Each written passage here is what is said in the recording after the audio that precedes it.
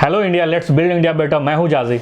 मैं हूँ रिया अरमा। चलो शुरू करते हैं सीखना सिखाना। सो गाइस, मेरा जो एक्सपीरियंस रहा है बीटेक को लेकर और जो मेरे इर्द गिर्द मेरे फ्रेंड है या सीनियर है उनसे जो आइडिया लग पाता है मेरे को और मुझे जो देखने को मिलता है वो आईआईटी एनआईटी के लोगों को तो कैंपस लग ही जाता है, बट अभी थोड़ा सिचुएशन अलग है। बट फिर भी ठीक है, अगर वो कंसिडर करके चलते हैं कि उनको लग जाता है, फिर सेंट्रल यूनिवर्सिटीज़ वालों को लग जाता है, एमयू, जामिया, BHU, और उसके बाद स्टेट यूनिवर्सिटीज़ या स्टेट कॉलेजेस को लग जाता है, यानी कि जो भी जैसे झारखंड में आपका बेटी मिश्रा, सिंदरी एंड चाईबासा, रामगढ़। तो ऐसे कॉलेजेस में जब आप जाते हो तो फिर आपको कैंपस इंपॉर्टेंट है। अगर कैंपस नहीं होता है तो 3 साल आपको करना क्या चाहिए, मुझे ऐसा लगता है सबसे पहला तो बीटेक के ड्यूरेशन में ही स्किलफुल हो जाना चाहिए।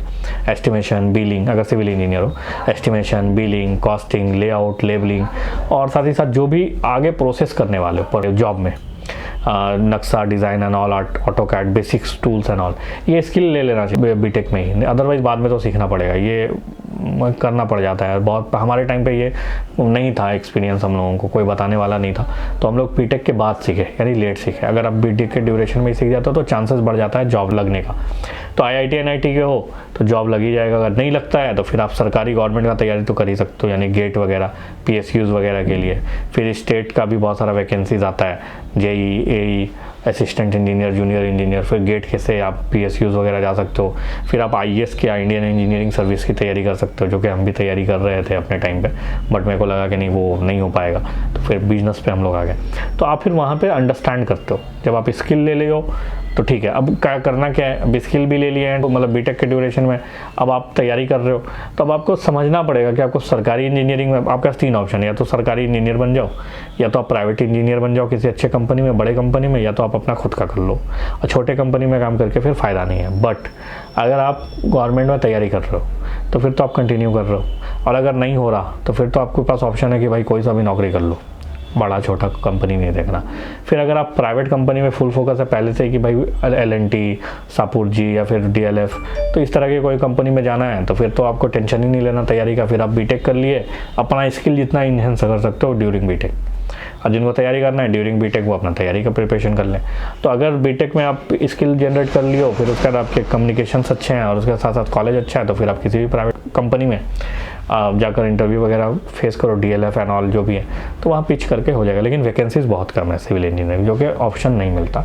तो ये 3 साल बहुत बार देखा गया है। बहुत सारे लोग नहीं कि मैं 20,000 की नौकरी नहीं करूँगा, 10 की नहीं करूँगा, और ये करने से 3 साल निकल जाता है, जो कि रॉन्ग हो जाता है, क्योंकि आप स्किलफुल नहीं हो। जब आप इन्वॉल्व ही नहीं होगे, जब आप उस इंडस्ट्री में घुसोगे नहीं, तो आइडिया कैसे लगेगा कि किसी इंजीनियर से बात करें कहाँ क्या वैकेंसीज आ रहा है। क्योंकि हम लोगों का सिविल इंडस्ट्री ऐसा है कि कोई ऑनलाइन प्लेटफॉर्म इतना बहुत तगड़ा नहीं है कि रिज्यूम ऑनलाइन सेंड करो। बहुत सारे ऐसी कंपनी है जो रेफरेंस से चल जाता है काम, कि कोई इंजीनियर है उसी को बोल दिया कोई इंजीनियर ले आओ, तो वो फिर दूसरे इंजीनियर को उठा लेता है जो नॉलेज में है।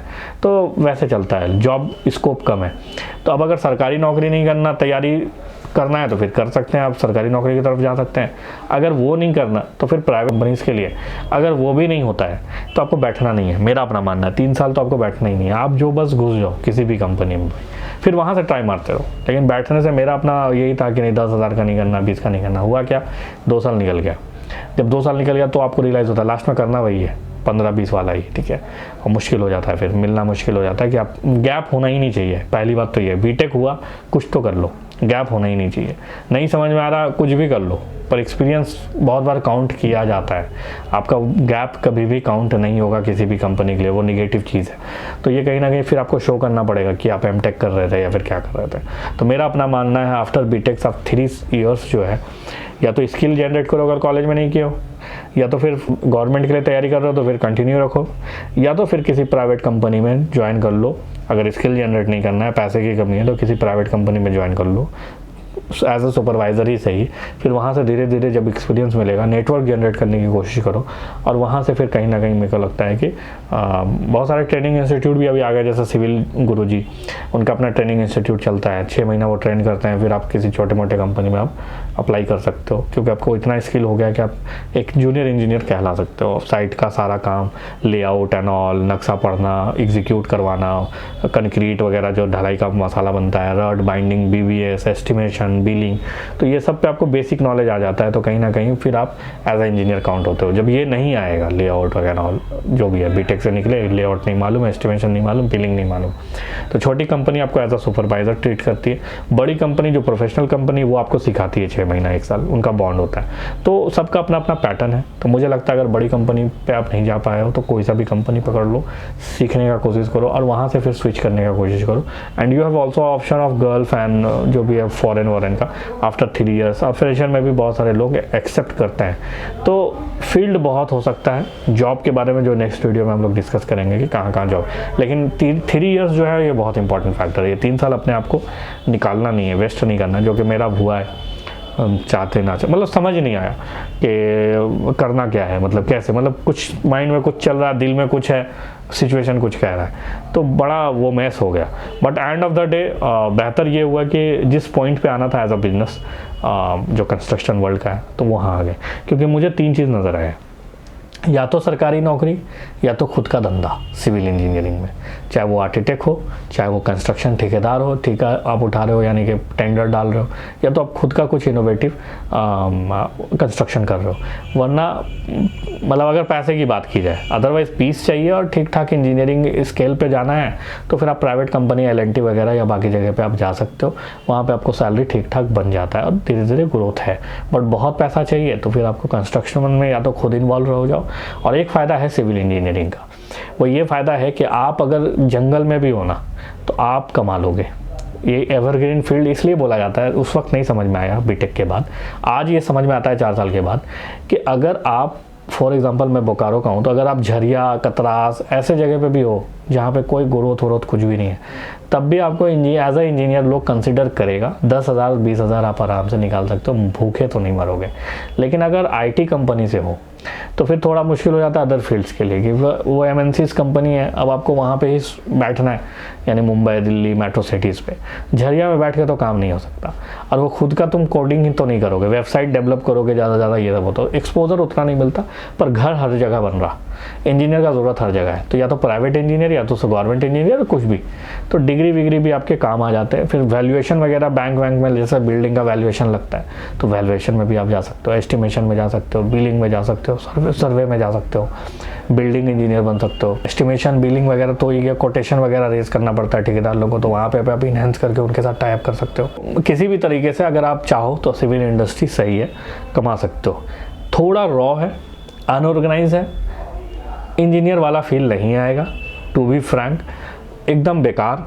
मतलब अगर कोई सोच के आ रहा है कि एकदम प्रोफेशनल टाइप मज़ा आ जाएगा, ऑफिस कॉफ़ी वॉफ़ी, लड़कियां, कल्चर, गेम, इवेंट, मतलब नहीं, वो सब तो मिलना ही नहीं है। ठेकेदार से मिलोगे, लेबर से मिलोगे, मिस्त्री से मिलोगे, आम जनता मतलब जो होता है मतलब उनसे मिलोगे जो ज़मीन पे।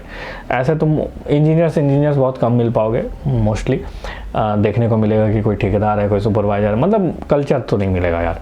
लेकिन हाँ, पैसा मिलेगा। जब कल्चर नहीं मिल रहा तो पैसा चाहिए, तो पैसा प्राइवेट इंडस्ट्री में कम है, तो या तो फिर धंधा बना लो और या तो फिर जो है सरकारी नौकरी कर लो। ये 2 ही चीज़ मुझे समझ में आता है, क्योंकि वहाँ कल्चर मिले नहीं मिले, सरकारी में पीस मिल जाएगा, सुकून। और यहाँ पीस नहीं मिलेगा, बिजनेस में पैसा मिलेगा, पर प्राइवेट में ना पैसा मिलेगा ना पीस मिलेगा। तो थोड़ा मुझे लगता है कि सिविल इंडस्ट्री के लिए अभी जो वक्त चल रहा है बुरा चल रहा है, क्योंकि वैकेंसीज़ कम है, ऑप्शंस कम है। और नेक्स्ट वीडियो में हम लोग बात करेंगे जॉब प्लेटफॉर्म पे कि कैसे जॉब सर्च कर सकते हैं। उस वक्त आइडिया लगेगा कि वैकेंसीज़ कितना है। फिलहाल मेरा एक्सपीरियंस तो यही है, या तो सरकारी नौकरी या तो खुद का धंधा। मेरा एक्सपीरियंस ये है कि आपको बीटेक का 3 इयर्स का ड्यूरेशन में ही डिसाइड कर लेना है कि आपको गवर्नमेंट जॉब की तरफ जाना है या फिर प्राइवेट इंडस्ट्री में जाना है, प्राइवेट की टॉप कंपनीज़ में काम करना है, या फिर आपको खुद का सेटअप करना है, क्योंकि आप प्राइवेट के किसी के अंडर काम नहीं कर सकते, तो आपको खुद का सेटअप करना है। तो आपको बीटेक ड्यूरेशन में ये डिसाइड पहले ही कर लेना है कि आपको करना क्या है। अगर आपको गवर्नमेंट जॉब करना है तो आपको बुक का बहुत ज़्यादा नॉलेज होना चाहिए, आपको बुकीज बनना पड़ेगा, क्योंकि बुक का जितना भी डिटेल है सारा वो कॉम्पिटिटिव में पूछने वाला है, तो आपको पूरा वो सारा पढ़ना पड़ेगा कॉम्पिटिटिव में अगर आपको जाना है तो। लेकिन अगर आपको प्राइवेट जॉब में जाना है तो आपको वो बुक का डेटा उतना नहीं चाहिए, बस बेसिक डिटेल चाहिए, और आपको अपने स्किल के ऊपर काम करना पड़ेगा। आपका जो स्किल हो गया सिविल फील्ड से रिलेटेड हो गया, ऑटोकैड आपको सीख लेना पड़ेगा, क्योंकि नक्शा वगैरह आपको बनाने आना चाहिए, समझने आना चाहिए, तभी तो आप उसको डिज़ाइन करके समझा पाओगे। तो बेसिक स्किल आपको लेना पड़ेगा। बेसिक स्किल सिविल इंजीनियर के लिए ऑटोकैड है। उसके बाद आप हायर में भी जा सकते हो, 3ds मैक्स हो गया, फोटोशॉप हो गया, वीरे हो गया, ये सब भी आप स्किल जितना आप इन्हेंस करोगे प्राइवेट इंडस्ट्री में उतना ज़्यादा आपका वैल्यू होगा, क्योंकि आप किसी कंपनी में अपना रेज्यूम दोगे, कहीं पे भी जाके पिच करोगे तो वो आपका स्टडी का बुक का नॉलेज नहीं देखेंगे, वो आपका स्किल टेस्ट करेंगे कि हाँ इस बंदे को ये पता है कि नहीं। मेरे हिसाब से आपको अपना स्किल डेवलप कर लेना है, वो बीटेक के ड्यूरेशन में ही। ऐसा नहीं हो कि बीटेक आप ख़त्म करके कुछ सीख रहे हो, तो वो चीज़ नहीं होता, ड्यूरेशन में ही कर लेना है ताकि बीटेक के बाद आप खाली ना बैठो। क्योंकि जो आपका गैप आ जाता है ना, फिर आप पे क्वेश्चन रेज होता है कि आपका गैप क्यों आया, क्यों आप खाली बैठे, कॉम्पिटिटिव एग्जाम क्यों नहीं निकल पाए, या फिर क्यों आप ट्रेनिंग नहीं किए। तो बहुत सारा क्वेश्चन आपके ऊपर भी रेज हो सकता है। इसीलिए आपको बीटेक ड्यूरेशन में ही बहुत सारा स्किल अपने ऊपर, आपको 3 साल में ही इतना काम कर लेना है कि आपको बीटेक के बाद फिर काम ज़्यादा ना करना पड़े, हल्का सा ही अपना स्किल दिखाओ और आपको काम वाम अच्छे ढंग से कहीं मिल जाए। तो सीखे सिखाए देश बढ़ाए। मिलते हैं नेक्स्ट वीडियो में। So let's build India better. Bye bye.